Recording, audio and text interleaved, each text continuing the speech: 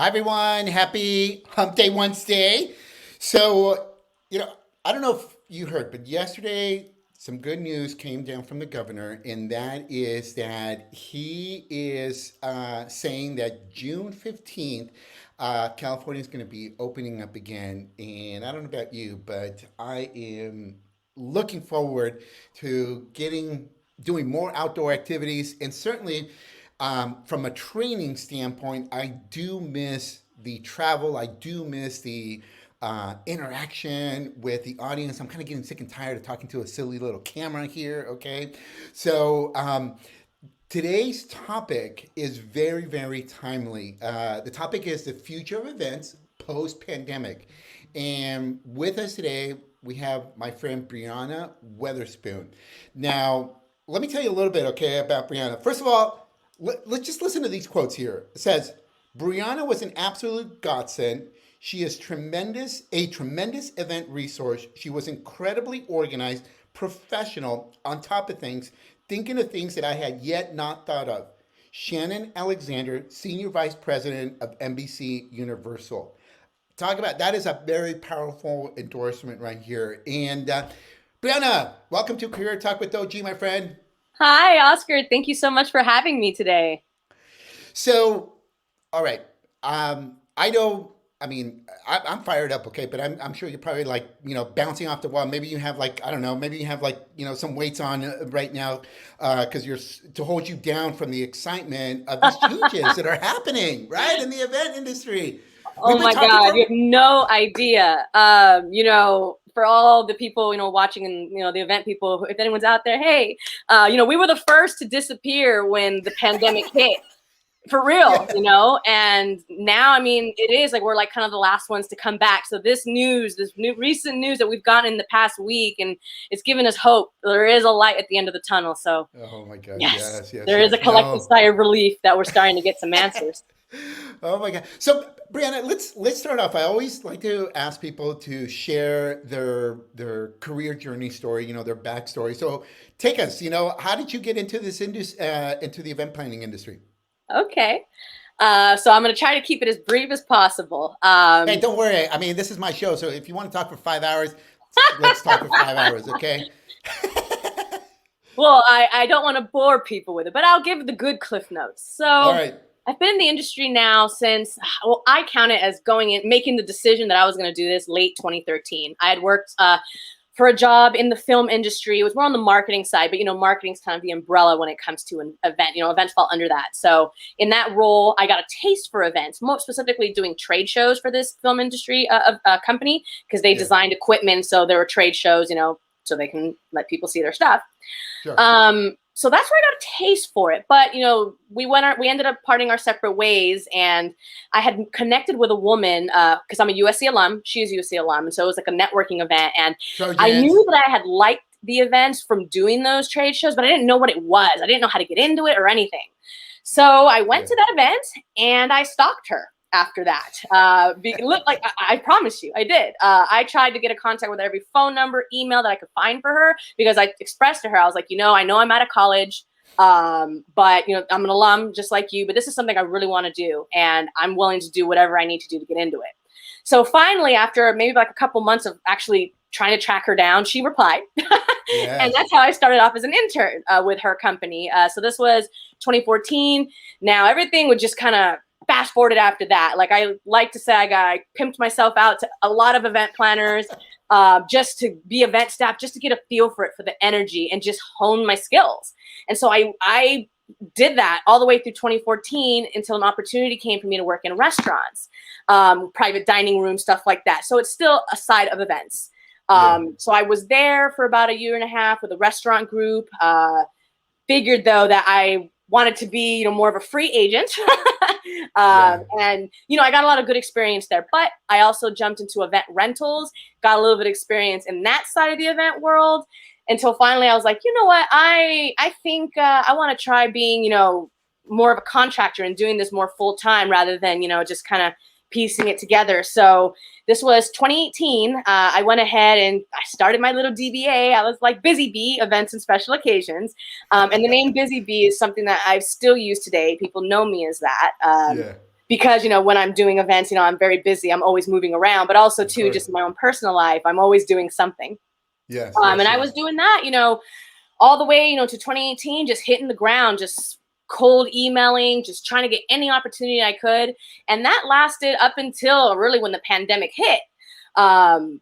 I was set to have a lot of amazing things happening, and then COVID happened. But you know what? Everything happens for a reason, because during COVID, I went ahead and rebranded. I decided that, Mm, I learned the value of working in a collective and tribe work, yeah. working as one. The energy is amazing. And so I decided to go from Busy Bee, the one woman show, to the Eventgers. So if it's a play Hmm. on the Avengers, yes, it is. And Yes. shout out to all the nerds who recognize that. I get a kick every time I get to explain it. But the idea being it's a production collective. So like the Avengers, in that there are members of a team, and I have been, personally curating them based on synergy and energy that I've had working with them through my 7 years of being in this industry. Sure. And so we all each have our own strengths. So just like the Avengers, we go into events, as a team. Of course, we each have our own side missions, and we have Yeah. clients that we pick up on our own.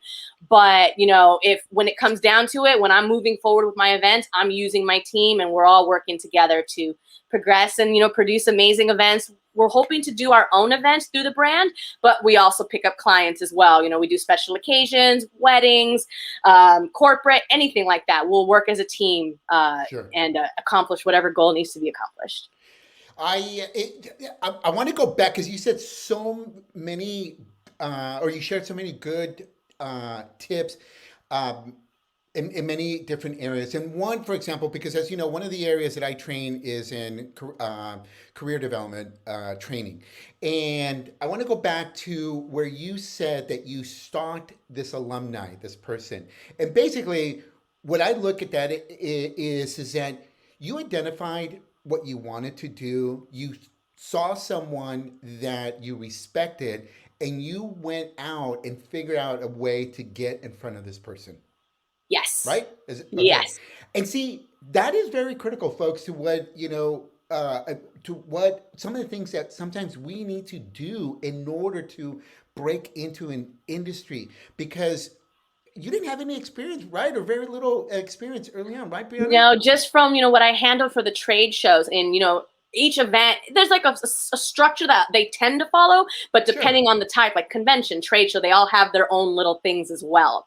So I knew I loved it though. I knew that I would take that energy, and, as long as you have the core, like basics, like I can plan this, I'm good organized and stuff, you can pretty much do any kind of event. So I knew though this was where I wanted to be, and I saw Wanted to myself. be. It, Yes. it ignited my fire, my passion. So Yes, yes. Well, and then the second thing that you said is that you did whatever work you needed to do to gain that experience, and obviously in that process, you're also meeting people in the event industry, right? I mean, if you needed to, show up with just a pair of scissors because they needed to cut something, like you were willing to do that, and absolutely.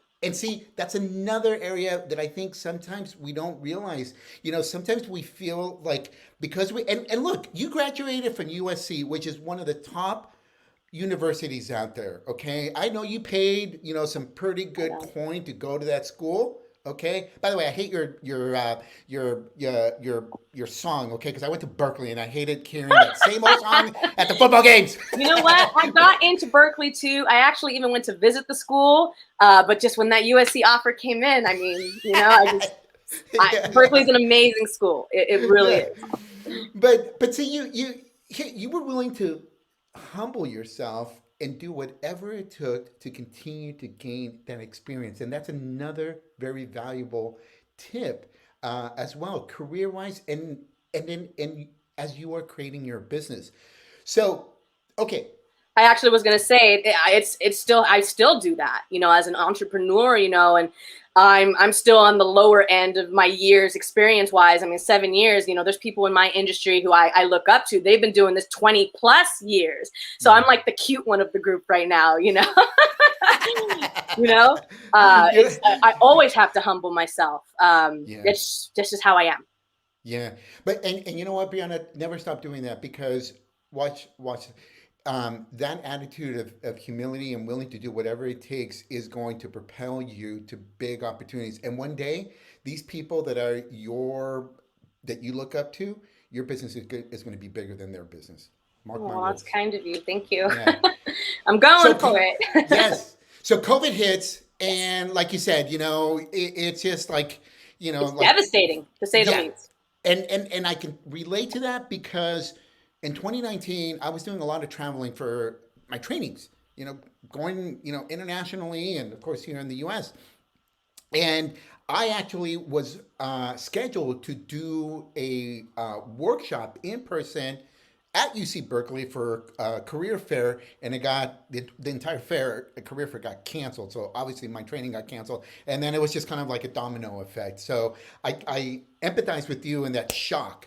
So, you know, I mean, at some point, were you like considering like maybe completely just leaving the industry and doing something else, or did you just hunker down even more into the event planning industry? Like what so what happened there? It was a mix of both. I mean, you have to imagine it was about, now it's going on a month ago. Gosh, time is flying so quickly. There was a whole week in that week of March when we got the news of the shutdowns. And, I can speak for myself, but I'm sure what I'm about to, say resonates with all of people in my event pro colleagues. Yes. Every day just getting a call, my contract canceled, my contract canceled, my contract Oh canceled. gosh. And Yes. I mean, I can only, again, I'm talking from my own experience. I'm a newbie in the group. So, I live the entrepreneur life. It's not an easy life. Not everyone can live this life. We live life on the edge. And Yeah. we go into it knowing that we're living life on the edge. But when something like this happens, it is you just have to try and, I just had to breathe through it as best as I Yeah. could. And there were Yeah. days where I was just like, am I first of all trying to get onto unemployment because that was a whole fiasco in itself. And Yeah. just thinking like, okay, I felt like I had such momentum going, and now it's like, phew, I'm starting back at square one again. So it's a mental thing as well. When you Yes. see all your hard work that was keeping you motivated to keep going just be wiped away. So how do you keep going? I knew that I just had, as long as I could get myself under control in regards to what assistance was being offered from any resource I could, I made sure to take Sure. it. And that Yeah. required its own humbling and humility there in itself, of course. Yeah. But at the same time, and I was like, the thought of trying to find and nothing against anyone, I've been a contractor, a freelancer, an entrepreneur for some time now. So the thought of having to go back to a system of that, it was a little depressing, especially knowing how much time and energy and money goes into building a business and a brand. Yes. And I was just, I had to decide like, okay, either I'm going to let this negatively get me and wallow, or I'm going to just ground myself, breathe, and keep moving, which is why I was like, I think that's the route I'm going to go. And so Yeah. that's why I used the time that I would have normally been out in the field, doing festivals or, with convention clients. And I did the rebrand because, as any entrepreneurs watching and anyone who knows, it takes time. It takes Yes. resources. It takes energy. There were just days and days where I was just, working on the website and looking at Yeah. photos, and COVID happened and that gave me the time to do it. So Yeah. Yeah. I, I can relate too there because Angelica and I, we spent hours and hours and hours launching our online training platform and from scratch, and not knowing how and the heck to do it. And yeah, there were times where I'd go to bed 1, 2 o'clock in the morning after Mhm. being up since 5 in the Mhm. morning. Mhm. So I got to a thing where it's like, what, I'm gonna stick to my guns, and I believe in what I'm doing. I love what I do, and I just kind of put it to God, put it to the universe, and yeah, just kept grinding. And I'm still, let me not talk though like I'm not still in it. We're still in it. All event yeah. people, we're still in this right now in these trenches, and sending love to everyone how they've been figuring it out. I'm figuring it out on my end too. Just got to keep going. We're almost there. We're almost there. Yeah, yeah, yeah, yeah. No, no, no, absolutely, absolutely. So, talk about the a little more, elaborate a little more in this rebranding. Like, so what what was it like, and what are, either some new services or new industries or new type of clients that you decided that you were going to start working with?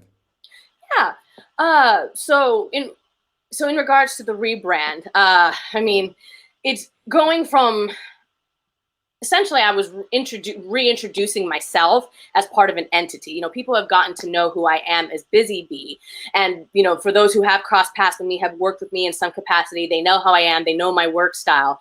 So me repackaging that as like, okay, like, here I am, I'm the CEO and lead producer of this, and here's my team, it's always, I'm putting myself out there, and it's a gamble. Yeah. And yeah, I know that this is totally my brainchild. Like, the fact that I modeled my company over, it's a comic book, nerds, shout out to all the nerds out there. Like, I knew me putting out this package is me being vulnerable and showing who I am and wanting to share this, this is a sense of myself, a Yeah. part of me that I'm pouring into this company because I love what I do and I believe what I do. So with the rebrand, I mean, anybody who works, who has their own company and whatnot, there's coming up with logos and websites and just getting the consistent messaging across all, all platforms and anything that, that you're going to be putting that represents your company. So there was a lot in the rebrand with that, so now, all my stuff, it all says Busy Bee. Well, I got to have it, say Eventgers now, with Busy Bee just being like a small portion of it. It's not just me, Yes. and for me with this company, we work as a team, but as a CEO, I am working with my team to help elevate them as well as individuals. How can I help you, operate your business better? Or what can I do to get you to the next level too? That's my job, also as part of, the Eventgers. Yeah. And then I'm sorry, what else did you want me to touch upon? No. You answered my question. So, Okay. Brianna, as we're looking into the fall of potentially, kind of bringing live events back, share with us kind of what are some changes that you might be seeing in terms of the way events are going to be organized. Because I would imagine, at least again, coming from a training standpoint, Mm-hmm. I I foresee that there will be hybrid type of events, trainings. So in other words, I'll be live in a room or whatever with a group of people, and then I'll still be needing to somehow pay attention to the silly little camera like I am right now, because there's probably 500 other people online logged in. But as an event planner, share with us what are some things that you see down in the horizon with regards to events. Well, as I'm going to be very frank and honest, definitely thinking about the future.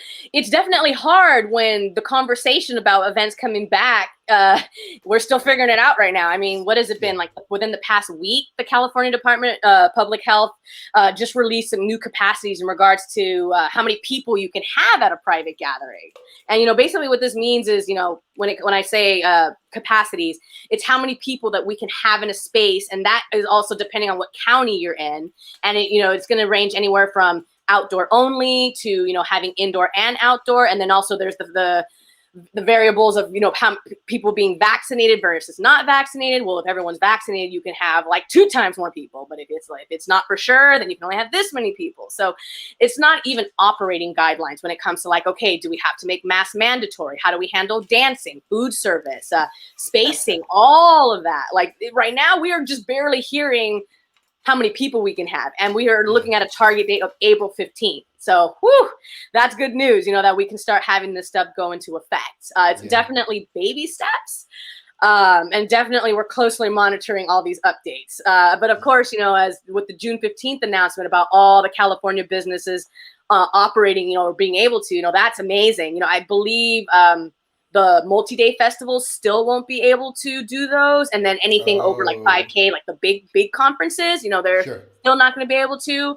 But I believe the mask mandate is still going to apply. So there's still so many things up in the air right now. So as we, move, and start hearing the guidelines from the CDPH, well, all of us, all event planners, we're going to be utilizing that information so that when our clients, our potential clients and customers come to us, we are 100%, we know what we need to do.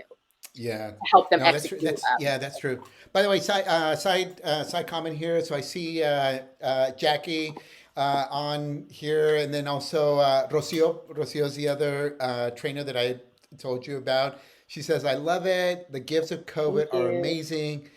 And then also Shmita, she's like, "I like the name Eventgers." Yeah. Thank So. you. I love meeting fellow nerds who get it, you know? They get it. Yeah. So, Brianna, okay.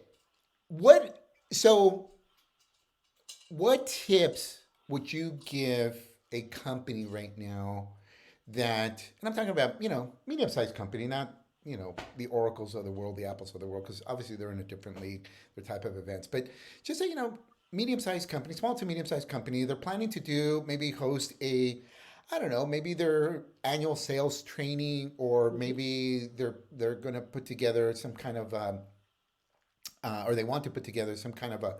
product um, event. Maybe they're going to release a new product or something.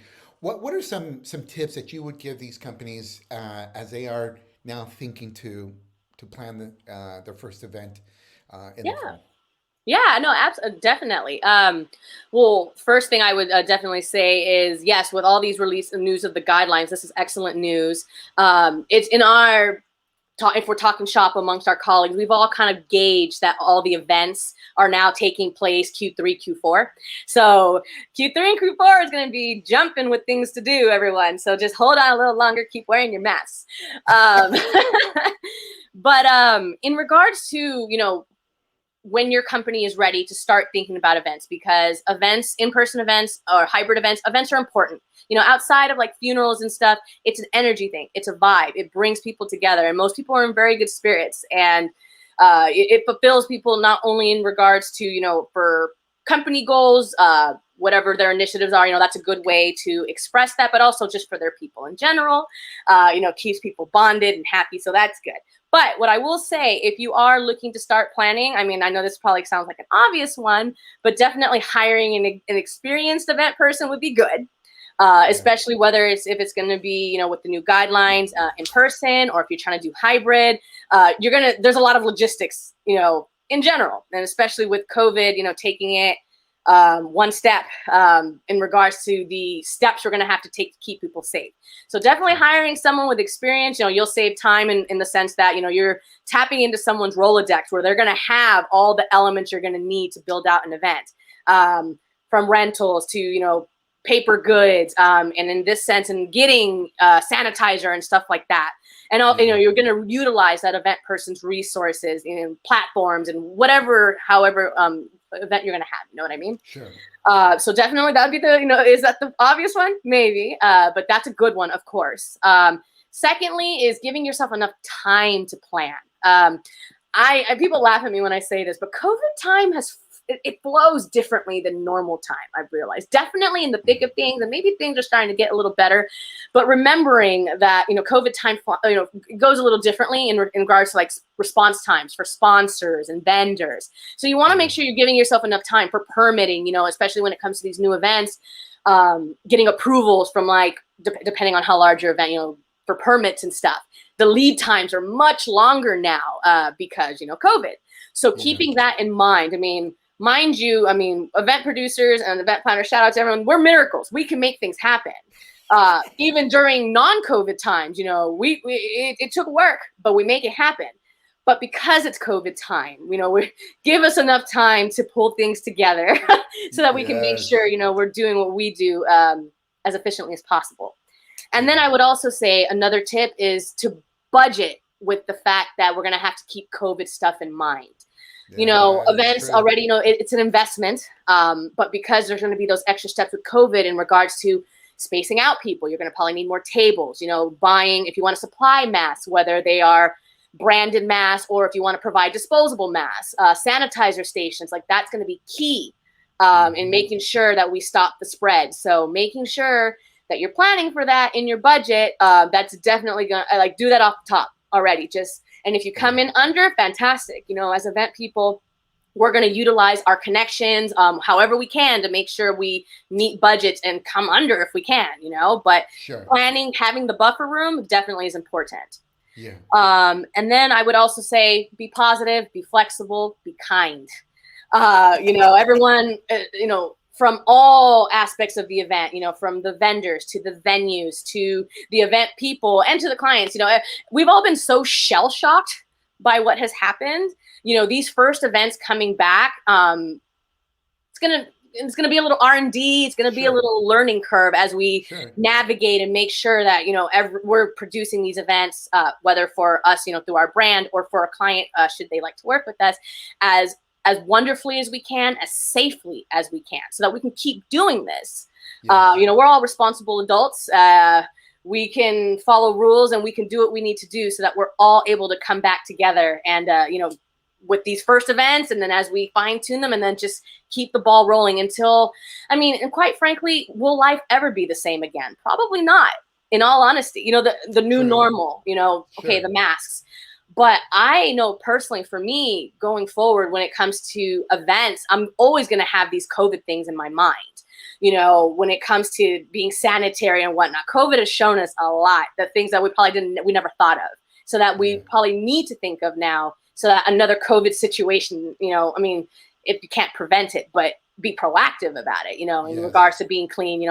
I'm thinking maybe I'm always going to have hand sanitizer or something, like I always have a little bottle, but you know what? Mm-hmm. Maybe that's something I'm going to have moving forward. And it's just an expense that I'm willing to accept, because I know that I'm promoting, people to be clean and giving people the opportunity to make sure that they are personally being responsible and keeping clean as well. Makes sense. So. Those are some great tips, Brianna. And, folks, this is being recorded too, so you can always go back and replay Brianna's excellent tips here for the future of events. But hey, we got my buddy Carlos here with Ruben Carlos. Networks. So thanks, Carlos, for watching here. There is a question here from Russo who says, in regards to training, where were there any opportunities for mentors or people that took time and took you under their wing that you learned from? So, any mentors or people that, again, just like he said, like Russo says, took you under your wings to provide you with some tips and mentorship? Yeah, absolutely. From the beginning, I've been blessed to have crossed paths with people where I was able to spend time and learning, starting from the woman who I first interned with, Jennifer Lasky, with my special events and promotions. Working under her, I learned a lot, and that was my open door, of course. Sure. And then there's been other event planners that I've crossed paths with. I've worked with them just as staff, but they also were very kind to me. Lola Kent Weddings and Events. She put me on some game when it came to like bank accounts and stuff like that, and polishing the business. It was all learning, and I appreciated those moments. And also too, Ruzo, it's funny that he mentioned that, I did spend some time, and he, took me under his wing when it came to talent buying and, producing the large scale events and like festivals and stuff. That's actually how I really moved into the festival side, into the big scale events, was being under his, a little bit of under his direction. Let's see who else. And even most recently, I've been talking with a dear woman. Her name is Alexis Kaiser with QE Productions. When it comes to permitting, California, or in permitting, she's the one. I've worked with her on a couple of my festivals. She's the one who pulled the permits and stuff. And so now that I'm moving for myself, I'm moving into the more large scale production of events. So I want to do festivals, fairs, conventions. I like the large ones. That's a whole nother set of event skills right there. So I've been learning eagerly from her so that I can go out. And I'm actually in Austin, Texas right now. I'm working right now to build up the brand over here, so I can go back and forth between here and Los Angeles. So I'm going to be hitting the ground running here, taking those notes that she gave me so that I can establish an Eventgers presence here in Austin and beyond. That's awesome. No. There's another question here actually from Carlos, and he says, as event planners, do you see an industry shift to more conferences moving permanently, becoming virtual? He says, I feel attendance for virtual events allows for more participation. Ooh, that's a good question. If I'm speaking honestly, I hope not. Because there's just something about in person. Like you can't beat it. that vibe of energy when you're face to face with someone, and just being in the event space and feeling the electricity in the air, like it's undescribable. You know, the virtual events, it has shown that events can still happen, and he is, you know, absolutely correct in that it does allow for more participation, because it eliminates a lot of the factors that would maybe prevent someone from coming, like, oh, I'm not having to get in the car and be in LA traffic for like 50 years, you know, wasting my gas, putting mileage on my car, you know, dealing with all that. You know, I can only put on a nice shirt, you know, no one sees my pants, so I'm saving on dry cleaning. There's a lot of things in regards to, you know, why, you know, virtual events are good in that sense. But I guess we'll really have to see. I'm hoping that what I just expressed, people feel the same way in that sense. And so, Sure. yeah, we'll have to do it for right now, maybe for the next year or so. But I'm putting it out there that I'm hoping that they will reconsider and doing those in person, because, you know, of how impactful those in-person moments are in regards to, you know, building rapport, building your brand and whatnot. Yeah. No, you know what?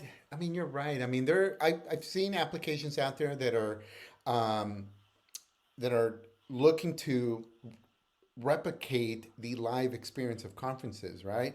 And but yeah, there is something to be said about meeting someone face to face, and you know, having a drink, and you know, or you know, walking around with that tote bag with all the All the swag, you know what swag I'm saying? Yeah, items, yeah, your name yeah, badge that, flapping, just, you know, yeah. getting all twisted the wrong way, the lanyard. Yes, yeah, no, there's just something about that experience that it's hard to replicate it virtually online to do that. But I mean, Carlos says, you know, I agree. I miss the networking Mm-hmm. part. By the way, Brianna, definitely connect with these folks that are here. These are all great folks, people that I'm connected with. Awesome people. But Brianna, so all right, we'll wrap it up here. But two things actually that I want to talk about before we wrap it up. Number one is something that I didn't know until today, okay?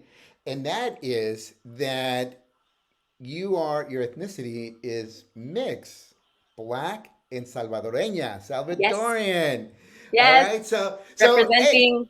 exactly. I mean, right? You know, black Latina, you know, Afro Latina, Afro Latina. Yep. female entrepreneur here, Yes. amazing, kicking some butt.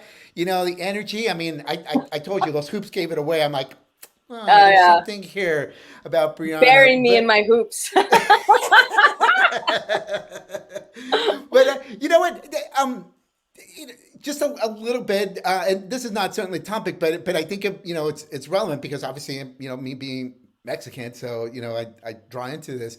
But what about you know in terms of you know as a female you know entrepreneur, any challenges that you run into or things that you had to overcome, you know, with either race or you know or gender to as you've been launching and growing your business? Oh no, absolutely. Um, I think when people first meet me in person, you know, usually the voice, and then they see the person, they're like, "Oh, I wasn't quite sure how you look." And then it's the look of confusion because people don't quite know what I am, and so there's a little bit of that, like, "Oh, do you have Asian? You look like my cousin, or you look like someone I've seen." I get that all the time. Apparently have so many doppelganger people's cousins. I've got at least 20 apparently.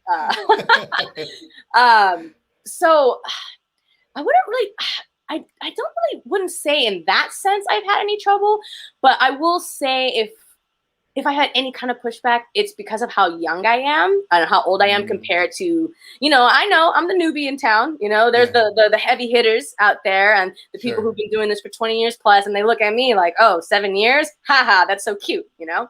And I understand, you know, and Yeah, I take that humbly. I know where I'm at right now, but I also know what I'm capable of and what I'm yeah, able to do and what my goals are. You know, I have big goals for what the Eventgers are, and I think if you were to ask other event people, they would say that they were pleasantly surprised. You know, you'd be surprised. I mean, I know I'm all dolled up right now. I did this because, you know, first impressions. But when I'm out there in festival, like when I'm installing a festival, I look like a little boy. I have a backwards cap. I have no makeup on. I'm just in a t-shirt and some jeans. And it's in that sense out there in those outside events, it's a lot of men. So they see me, this 5'2" and 3/4" little woman come up, and I'm just like, "Hi guys," I'm all energetic, and they're just like, "Jesus Christ, who is this?" And then I surprise them when I'm lifting light towers and trussing and all that, and they're just like, "Oh, do you need help carrying that?" "Oh no, woof," So in that sense, I think it's just because they don't know me, and once they get to know me, then their whole mindset and energy changes about it. But it's a fun challenge. I feel the energy, I see it. And it comes with being the new person on the block. But I promise you that there are people who are going to know who the Eventgers are. I'm working on it. It's only a matter of time. Yes. No, that's awesome. Now, well, and Brianna, you know what? This is part of what attracted me to you, and connecting, via LinkedIn. Again, LinkedIn with, the power of LinkedIn. Yes, but it was just your energy, your follow through, and just that can-do attitude that you just will try to figure things out. And I love that. I love that. I once, I don't know if I read it or I heard someone before that said, don't come to me with the problem, come to me with a solution to that problem. And that's how I see you, that in our conversations that we've had, and we've been brainstorming on some ways to work together here on some projects and some events, and you're always coming with a solution to that problem, that challenge, and so I really, really enjoy that. I appreciate that. Thank you so much. And it has been amazing connecting with you. LinkedIn's amazing, and what connections you make. It's truly amazing. I'm thankful that we crossed paths. Yeah, no. And listen, I told you, connect with my buddy Carlos, because he says would love to connect with Brianna and see if she can give some advice on the Unidos ERG initiative that he's working on. So there you go, Brianna. Yeah, no, that sounds fantastic. Carlos, would love to connect with you. I'll take a look at your DMs. I'll slide into them right after this. Awesome. But Brianna, I want to wrap it up. Any final words that you want to share with folks? Anything that's on your mind, the industry, or Eventgers? Just it's been a long year. Like it really has been. But we look forward, on behalf of myself, the Eventgers, and I'm sure a lot of event people, we look forward to working with you guys and coming back and trying to, never going to be the same. There's a new normal now, but we look forward to, circling back with you guys and creating these in-person experiences, whether it's for your company or for yourself, celebrating life.